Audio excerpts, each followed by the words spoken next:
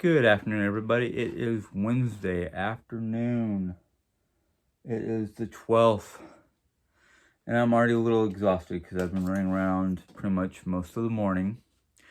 Um, got up early this morning so me and Jerry can go get our COVID vaccine shot, the first one. We go back June 8th for the second one, and let's just put it this way. I've heard all the different stories about, oh, you're going to have this negative effect, you're going to have that negative effect, and blah, blah, blah. Well, so far, the only negative effect I've seen or felt or whatnot is just the sore muscles and feeling a little dragged out, lethargic, however you want to put it. That's all I felt so far. Not really lethargic, just a little, probably because of the fact I've been doing a lot of moving around, a little winded. And I don't know if that's COVID or if, not COVID, the vaccine, or if that's me just running around like I normally do. But today is Wednesday, and today is one of the days that we set on our calendar for R&R, to just relax and recuperate from whatever's been going on. We've been, me and Jay have been busy with house stuff and whatnot yesterday. We're almost done with the cleaning and purging aspect of our bedroom. After that's been done, it's basically the rearranging of the furniture. One of the plus slash downside, I think you can go either way on it, is we went through our clothes, our dressers and whatnot. Primarily, mostly Jerry, because I'm not one to keep a hold of clothing that I have not worn over a year or two. I actually have 7 bags of clothing in this room, because this room is, I was the one who suggested this, so this is not on Jerry, so don't go harping at Jerry about it. I basically said, whatever clothing that you're going to get rid of because you either don't need it no more, don't wear it no more, whatever the purpose is, it was her decision what to get rid of. She did a really good job. 7 bags worth of clothing that she's going to get rid of. And we are, as I probably talked about on an earlier video, probably a video that's going to get put up either before or after this. So you're probably going to hear it at least twice. We had decided that we're going to go ahead and just bag up the clothing. We don't know if we're going to either take it to our local Goodwill or whatnot for them to deal with, or try to sell it ourselves in a yard sale. I think what I'd like to try to do is put it up in a yard sale, and then whatever doesn't get sold, take it to Goodwill. The reason for this is because Dr. Jerry's got a lot of clothing that she never wore, still have their tag on, practically brand new. If she wore it, she only wore it once. And there's a lot of good plus size clothing, business attire, dress attire, casual attire. No, we are not going to sell any kind of underwear. We threw away the old underwear or whatnot. We don't try to we don't deal with that. So, and the thing is the benefit for those who want to buy this clothing is, Jerry, as everybody knows, Jerry's a plus size girl. And there are not very many retail places here in Rolla, Missouri, that sell plus size clothing for a relatively decent price, except for maybe Walmart. Most of Walmart's clothing is like t-shirts, undergarments, nightwear, pajamas. They don't have dress clothing. They just have everyday casual clothing. So that's one of the reasons why it's like, if we go to have a yard sale, I kind of want to put in a couple dollars in our local newspaper to advertise the yard sale, and put on the advertisement or billboard or wherever however we go to tell people we're having a yard sale, plus size clothing for plus size people, plus size women's clothing. Because A lot of what we have to sell right now, other than clothing, is just decorative pieces, knickknacks, things like that. But this video is going to be a two-pronger, so it might be a little long, and I apologize. I'm going to try to cut it short because the last one I did on Hygge, it would have been the last part of Hygge Outdoors, was almost an hour and a half long, and I went, no, no, no, no, no, no. I scrap that one and redo it and try to make it a little bit shorter. So when I go to do the Hygge part of this video, it's going to be bullet points. It's not going to be a long, drawn-out discussion. But before that, I got an interesting question from one of the two Sheila, however you want to put it. One person might prefer Sheila, the other one might prefer Shayla. It depends on their preference. But anyhow, she asked a question that has to do with one of my last videos that I talked about not worrying about the future, which I know a lot of people have difficulty with, and she obviously has it because her question is, how do you control your thoughts about the future? Well, to be honest with you, I don't.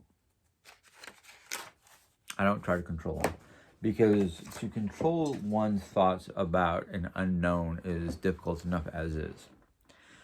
The thing about the future, because it's so unknown, and you can make all the plans, you can have multiple plans, multiple scenarios for your future, for your individual future. As a friend of mine once said, or no, maybe it was my in-laws that used to say it, man makes plans, God laughs. The reason why is because we can make 50 different scenarios for our future, and try to figure out and see where each scenario could go. What you're doing is you're spending so much time worrying about the future that you don't enjoy your present. So I don't try to think about the future. I don't try to control my thoughts about the future. I try to think about my present situation.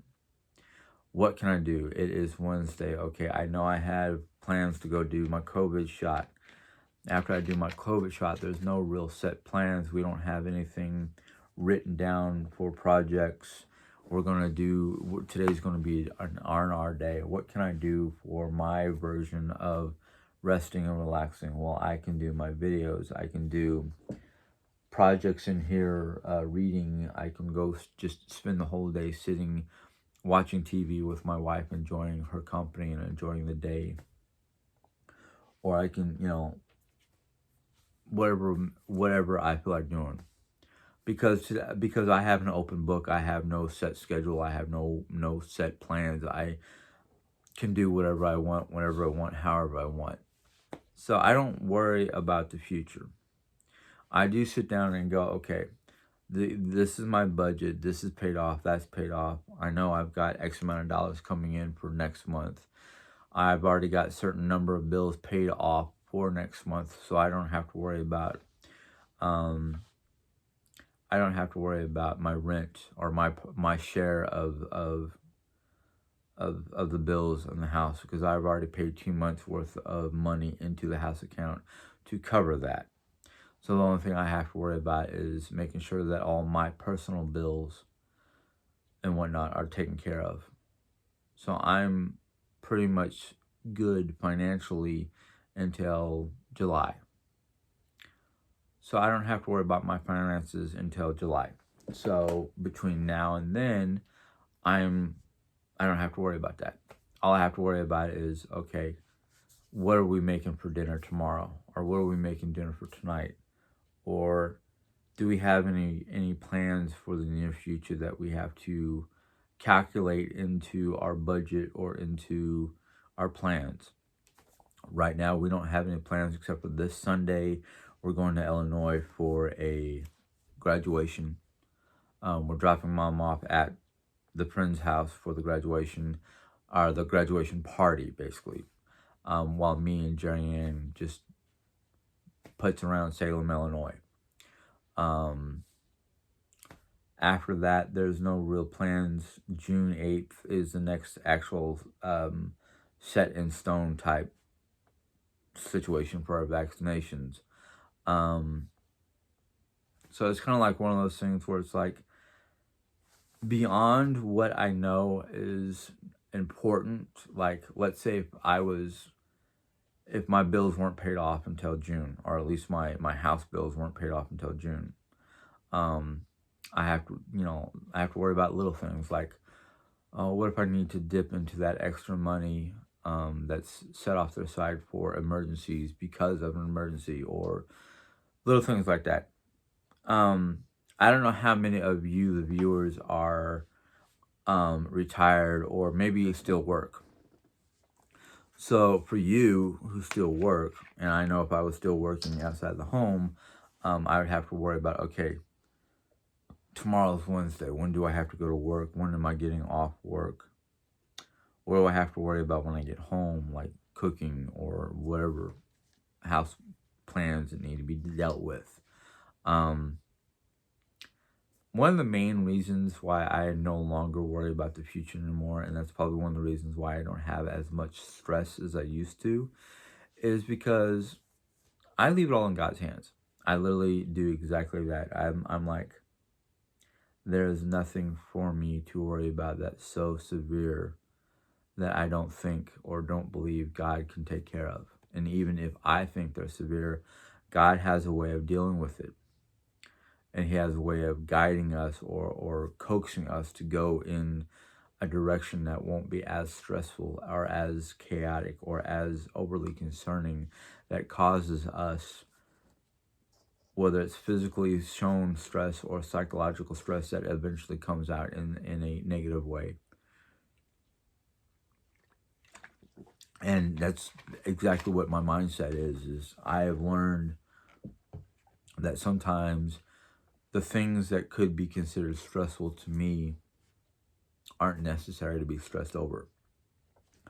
So I don't let my mind dwell on what could be, because I don't know. I could sit here and go, oh man, there's all these different things that make me go, well, this could happen that will make me have to get a job sooner than later. This could happen where I don't need a job, period, outside of the home. I could have, and I'm not looking, I'm not, excuse me, I have extremely dry skin on my lip. I don't like looking at it, but in the back of my brain, I go, any one of my family members could pass away tomorrow. And that could throw a monkey wrench in a lot of different plans, or it could be, and I don't want it to sound morbid, but it could be a blessing in this, it could be a blessing that I don't see until after the will and all that stuff is dealt with. I don't want to think about that, but I worry about, let's say, for instance, now I know mom's got a lot of good medical benefits and whatnot because of my father's career in the military, but God forbid something happens to mom and her benefits won't cover everything, and I have to figure out a way to cover it, whether it's getting another job or multiple jobs or selling this house and living in something smaller. I don't know, because like I said earlier, man makes plans, God laughs. Because I might have plans and ideas and all kinds of grandeur desires and wishes and whatnot, but the man upstairs might be going, no, my son, that is not in the plan for you. Or maybe it's like, yes, you have those desires, but they're not going to come about until later. You have a couple more years before you get to have that. I don't know. No one individual person can really, really, really solidify any kind of ideas or plans or anything like that, or what the future holds, because we don't know. And I've learned to basically sit there and go, if I don't know, why am I worried? Why am I worried about the unknown? Yes, I love to explore the unknown. I like to look into the unknown. That's probably part of my Norse DNA talking to me, going, "Hey, let's go for an adventure. Let's That's unknown to you. Let's go know it." But the future is one of those things where, oops, I'm sorry. The future is one of those things where we can sit there and go, "Man, I'd love to be able to do this in the future. I'd love to be able to start crossing off bucket list items so I don't have to worry about bucket list items in the future. I just can do whatever I want when the time comes." Um, I don't know. Sorry, I'm adjusting everything because I'm moving about. So if you're overly concerned about the future, sit back, take a deep breath, close your eyes, quiet your mind, quiet your body, and just think about all the things that you have, all the things that are in the now. Let the ideas of trying to control your future or anything like that, or even trying to control your mind. Maybe sometimes a lot of things that you think about when it comes to future events or future things are just things that you might have minor ideas, you might know minor ideas or details and whatnot, but in the end, we cannot determine what our future is going to be because it's not written. A lot of times the future is what we make of it. I mean, a lot of the Norse legends speak of the different people throughout the Nordic histories. Leif Erikson, Eric the Red, Ragnar Lothbrok, who's an actual real person, not just a fictional character on History Channel's The Vikings. The whole premises behind the History Channel's The Vikings was from the sagas about Lothbrok. His whole, from him all the way down to his kid, his youngest son. They're in the sagas. They didn't know what their future was, but you know what? They went out and grabbed it. They made their own destiny. They made their own mark in history. Now, I'm not saying that we need to go out and do something famous or spectacular that basically, make our mark in the history books. No, what I'm saying is we can only do so much to conquer the future, to forge our own future, but we can't control everything around us. We can't totally we can march forward into the future and do our best to deal with it as it comes forward, but that's not the future, that's the present. That's one of the biggest reasons why so many different scholars and Bible stories and historical people, they look forward to the future and they try to make the future what they want to make it. But in order to make the future that we want, there's a lot of trial and error, there's a lot of hardship, there's a lot of worries, there's a lot of woes. Our nation, America for one, we didn't know what the future was going to hold for us. JFK did not know what the future was going to be when he was pushing America to be one of the first nations to walk on the moon or to go out into space. His whole idea of the future was wrought with failures left and right. There was a story or an interview that was put in the history books, I think, about about Edison. And the story goes, Thomas Edison made the light bulb, but it took him 100 trials to find the right filament, to find the right elements and the right design to finalize the actual light bulb. It took Edison multiple tries to get the light bulb perfected. It took multiple failures and tests and all kinds of trial and error before NASA finally got a manned rocket into space. Yes, that's part of dealing with going forward into the future, or trying to forge the future that you desire. You're going to have to go through trial and error. You're going to go through some hardships. You're going to go through some failures. You're going to go through a lot of misery before you get to your point, to wherever you want to go. It's taken me, I am 49. It has taken me 45 years before I realize what I need to be doing to be happy. And even then, it took me trial and error. My wife has spent the last 21 years this year in August, to sit by my side and try her best to comfort me, coax me, push me forward. There was 20 years of my life that I was just like, I don't care. I don't care if I'm stagnant. I don't care if I go forward. I don't care if I go backwards. I don't care.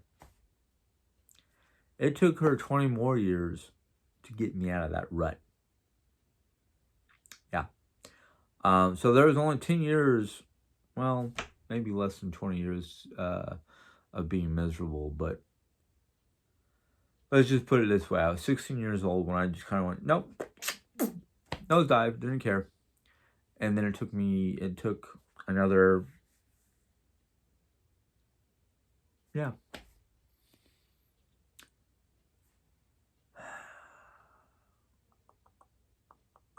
About another 15 or so years to get me out of my rut.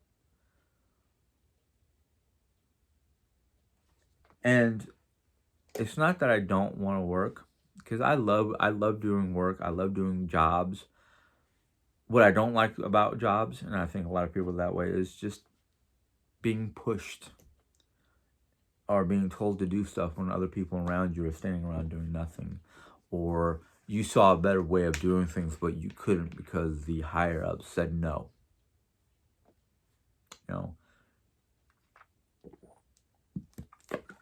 I work great serving other people. It's one of the reasons why I loved working as a food server, because I was serving other people.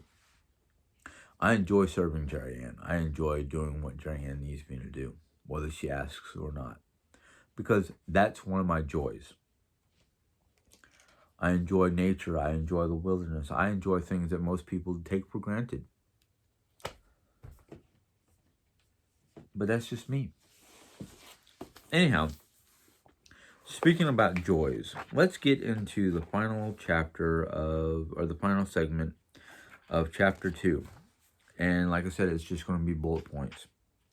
And this is How to Hygge Outdoors Philosophy in a Nutshell. Sorry, I had to pause for a second. Her first bullet point, and it's true. I really believe it's true. To be active is to be alive. How many people have you known that were inactive people who wanted to be homebodies, couch potatoes, who did not seem to be living? They didn't seem to be alive and enjoying their life. And I know from experience, because I was that way for a long period of time, where I didn't want to enjoy. I didn't want to do anything. I didn't want to go out and be active or anything like that. And I was miserable and dead on the inside. The outdoors is always preferable to a gym. And basically what she's talking about is, instead of going to a gym for a walk, a run, a hike, whatever, even lifting heavy objects, you can lift logs and stones and whatnot, or lift your own body up by doing a climb.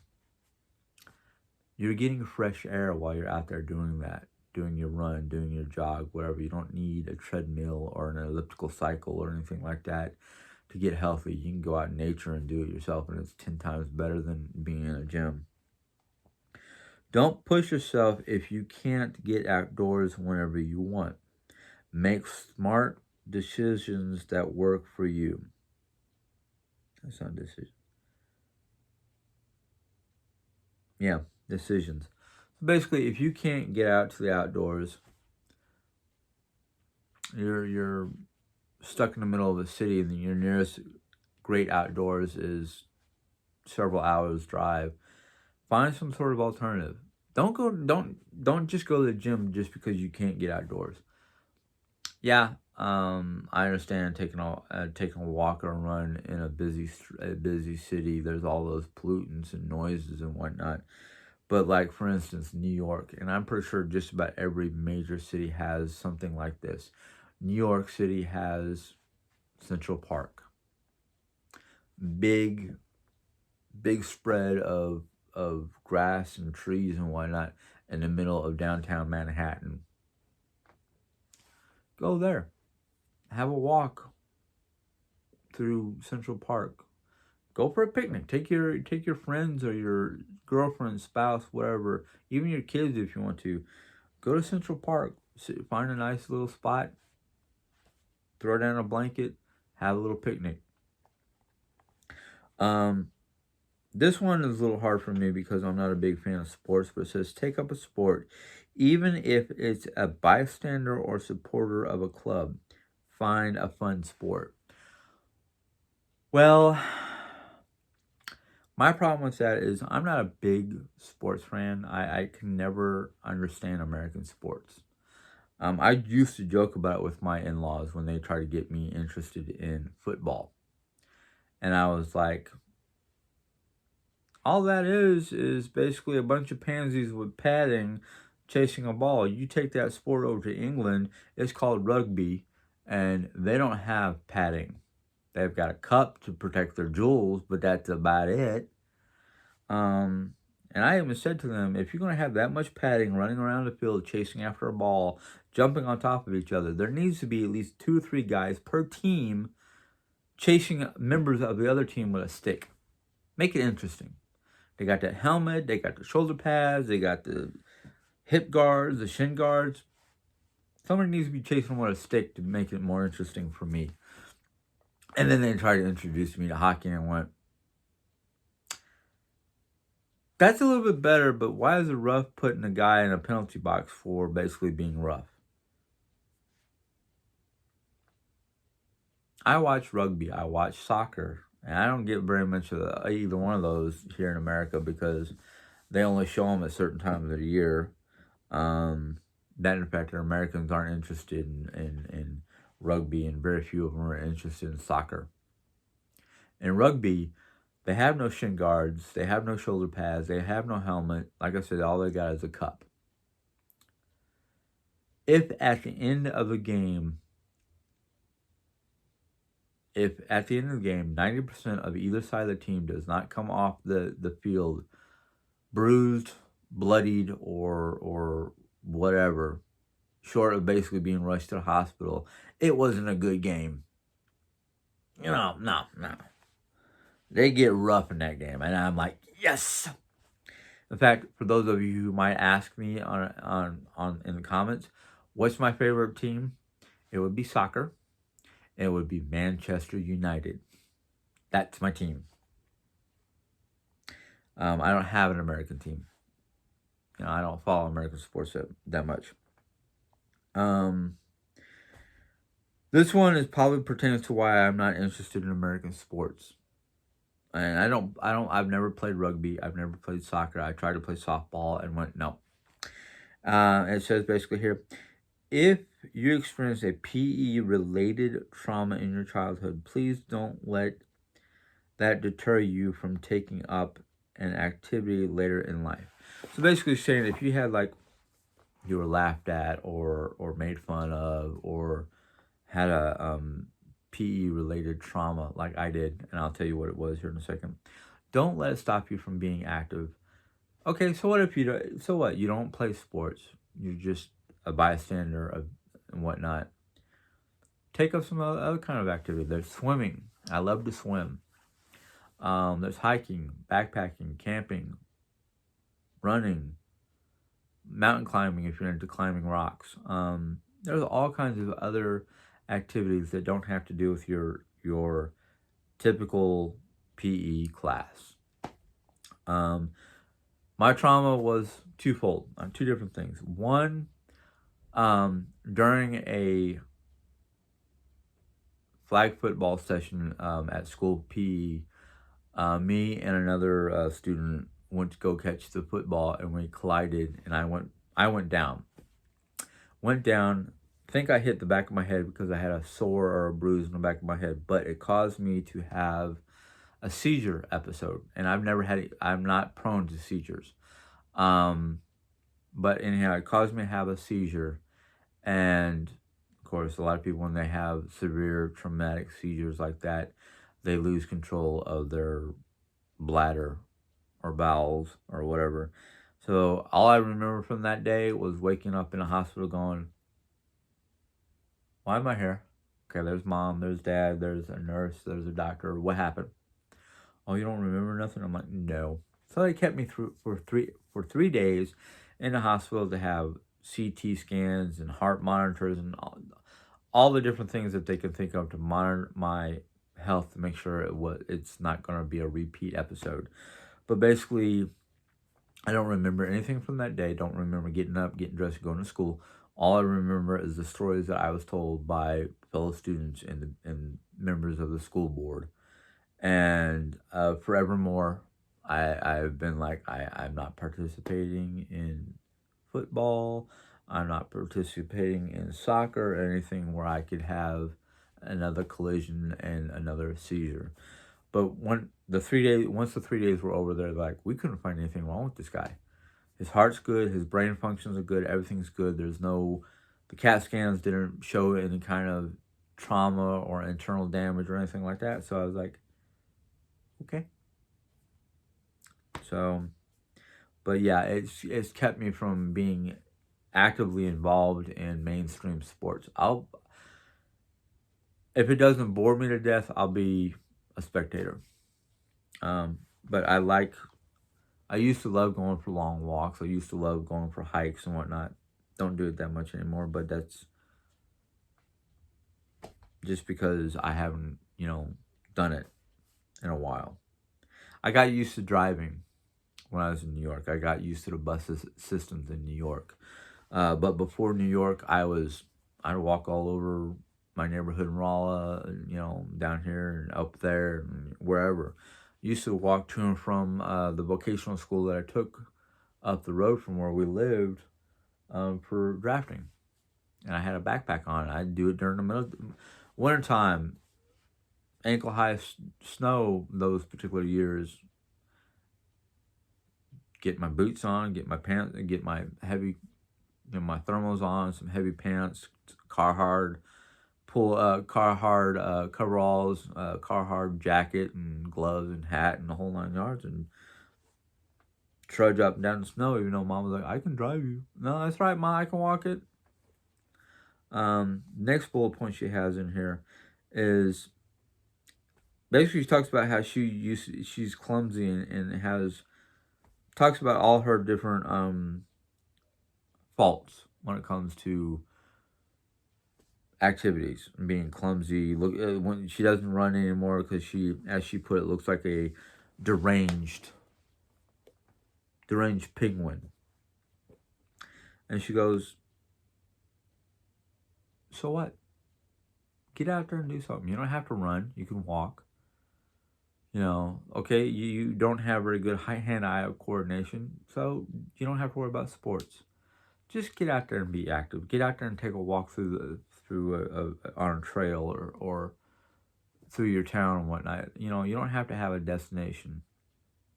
I, for one, the reason why I don't run, I prefer to walk, is because I don't know about looking like a deranged penguin, but I just look like a how did I put it?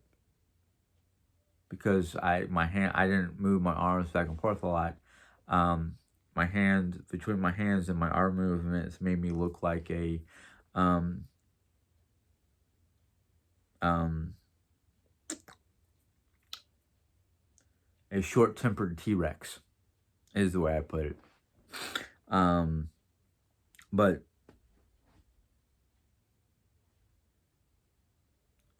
It don't matter what other people think. Get out there and do something.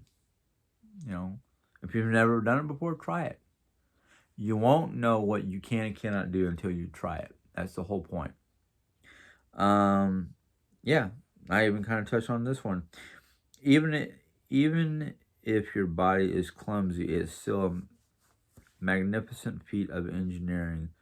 Marvel at what your body can do. So, I'm sorry, I have like really, really bad chapped lips. Don't worry about what other people think about you. Don't even worry about what they look like. Focus on your body. Focus on yourself. Do what your body can do. Right now, my wife has been out of shape for quite some time, and she's trying her best to get back in shape so we can go on walks together and be more active. She's pushing herself, but she's not pushing herself above or beyond what she currently cannot do. She's getting up. She's moving around the house. We went and got our vaccinations. We walked around Walmart for a short period of time to get a few things that we needed, and we came home. That's all she can do right now. I'm not trying to push her to get up and do everything. She comes out of the living room to help out with cooking and doing stuff, even if sometimes she has to sit at the table and use the electric griddle and whatnot to cook some stuff. She helps out when she can. That's the only thing that I can ask of myself. That's the only thing you can ask of yourselves. Get up and do the best you can. If you do want to get more active and you haven't been active in a long time, yeah, you're going to have to go slow to build your stamina and your strength back up to be able to get out and do more. That's basically all we need to do. Again, I've already talked about this, but that's one of our bullet points. If you've been stationary for a period and feel daunted by the prospect of being active, start with baby steps. Good habits take time to develop, but studies show that even making one small change to your everyday routine can make the difference. A 20-minute walk in a local park will lift your spirits and clear your head every time of the year. So basically, don't matter what time of year it is. If it's wintertime, it's cold outside, bundle up, go for a short walk. It's invigorating. It's amazing how even though the cold air can be sharp and painful at times, but the factor of you getting out for a walk, even in the middle of the winter time where it's 40, I'm not going to say minus 40, but it's in the single digits or lower, get out for a short walk. Even if you're just getting out, walking to the end of your driveway or just around the corner and back, or just up to the next corner and back. Short 5-10 minute walk. It's invigorating. You'll be amazed at how you feel. Yeah, you might be a little sore and stiff because of the cold for a while, but just the fact that it cleans out your lungs. It clears out your head. It's an amazing what a short walk can do. I mean, even when I get upset sometimes, and I don't want to deal with Jerry or anything else, I'll tell Jerry I'm going for a walk. Sometimes she'll be like, do you want me to go with you? And I'm like, no, this is to clear my head.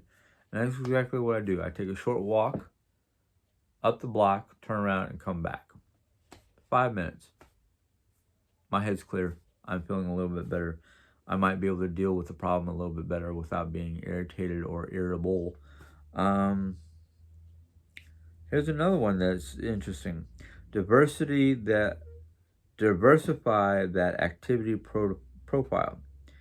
Doing the same over and over is going to mean you plateau pretty fast and you'll get stuck in a rut.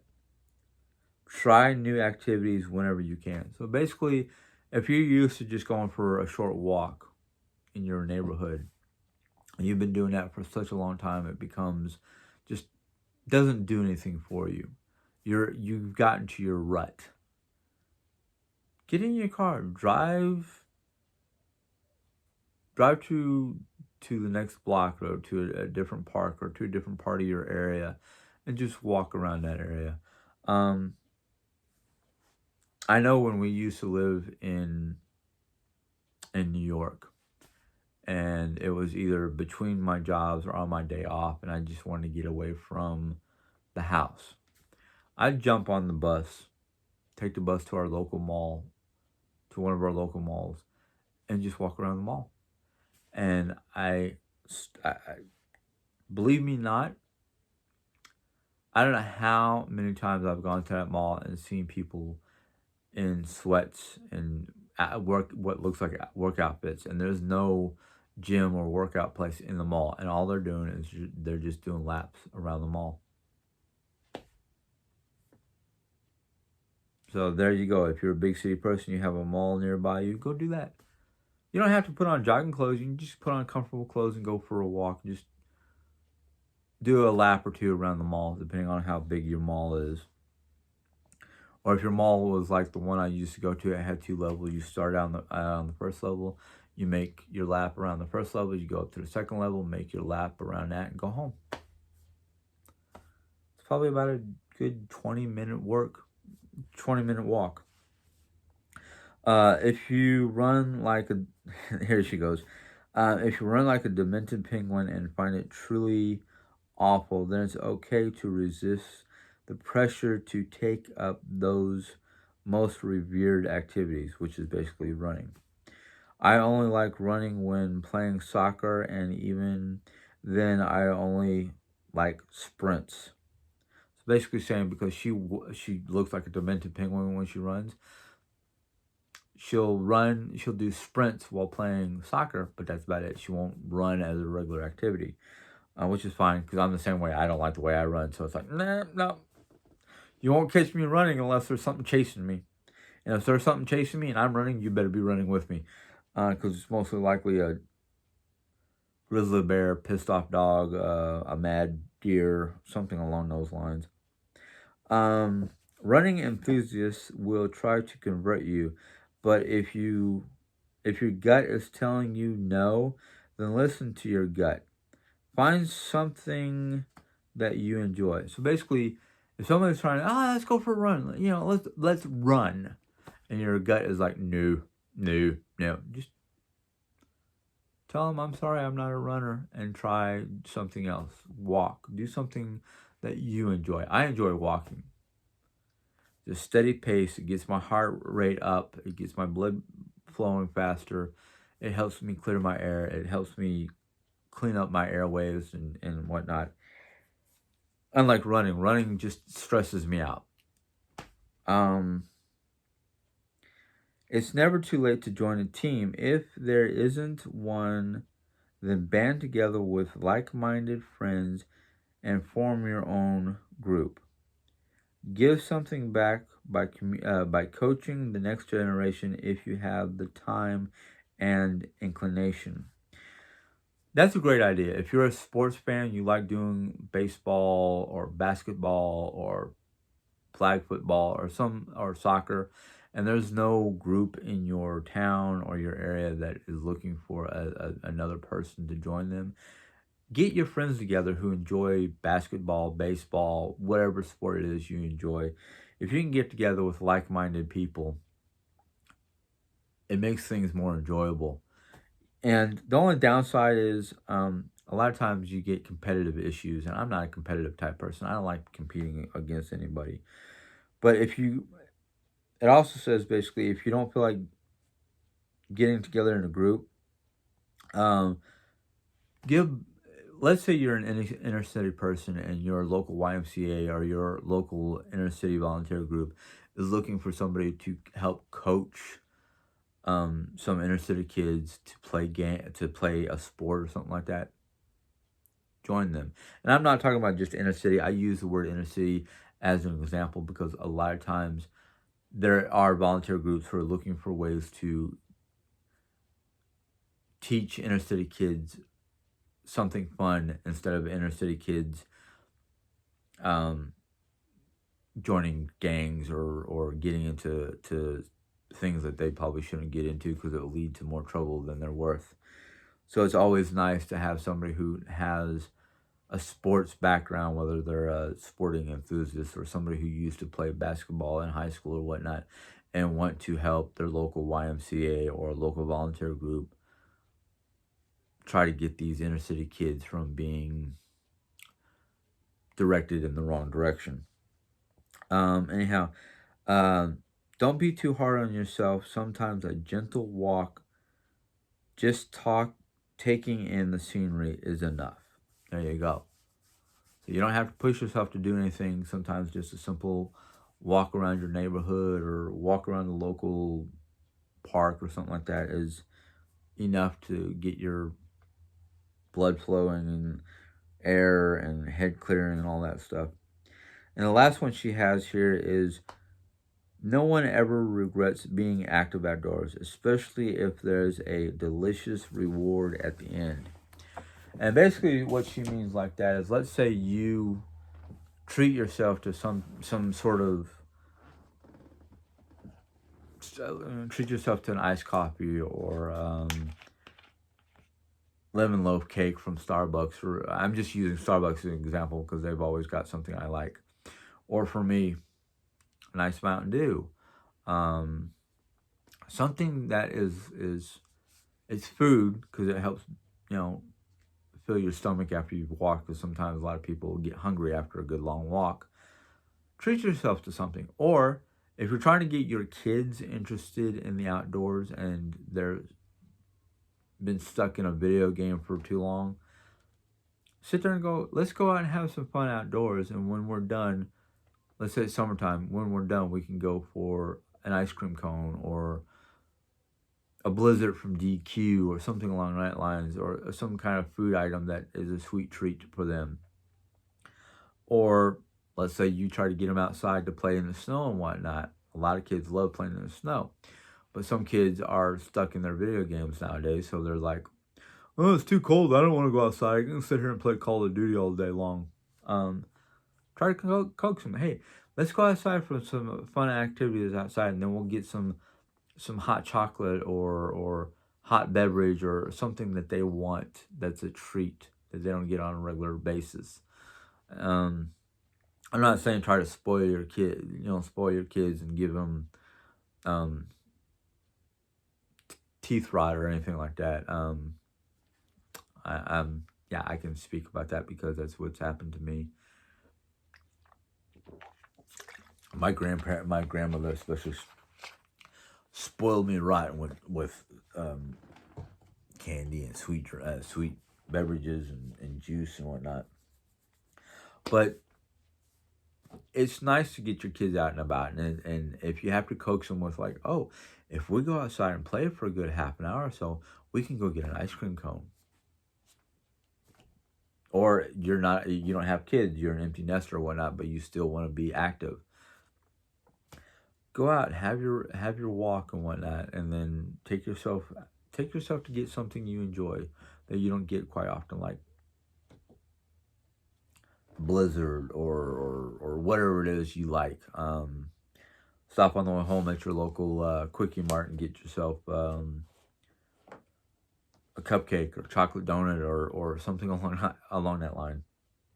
Anyhow, I'm going to end this video because it's already about 50 minutes by the time I get done. When I go to do my next video, it's going to be Hygge life skills. Basically, we're going to start talking about using all the different skills that we already have to be Hygge indoors. And maybe you're learning some new skills. Maybe you're not a cook and you want to learn how to, cook Hygge type foods. Or maybe you want to take some of the things that you learned and incorporate them into your daily life. So that's what we'll start. That will be part 3 or chapter 3 of how to Hygge. Probably start on that tomorrow or Friday. I don't know. I'm actually thinking tomorrow I might start talking about stuff that I read in this book. And we'll see. But anyhow, hopefully you enjoyed this video. Give it a thumbs up if you enjoyed it. If you have any questions or comments about anything from this video, go ahead and put them there. I've noticed that there have been a couple questions or comments about older videos because some of the new people are going back and looking at the older videos going, I have a question. That's fine. I love answering questions. The more questions I get, the more my brain goes, yeah, let's see if we can give them an answer, whether we have to look it up or not. But anyhow, so questions and comments are looked at on a regular basis. If you're new to my channel and you've gotten interest in some of the things I've been talking about, this is either number 6 or number 7 out of the Hygge book. So go ahead and click on the subscription button if you choose to, and a little bell will pop up from YouTube. You click on that button and or that little bell, and YouTube will let you know when I put in a new video. So until next time, you guys have a good day. Enjoy. God bless. Bye.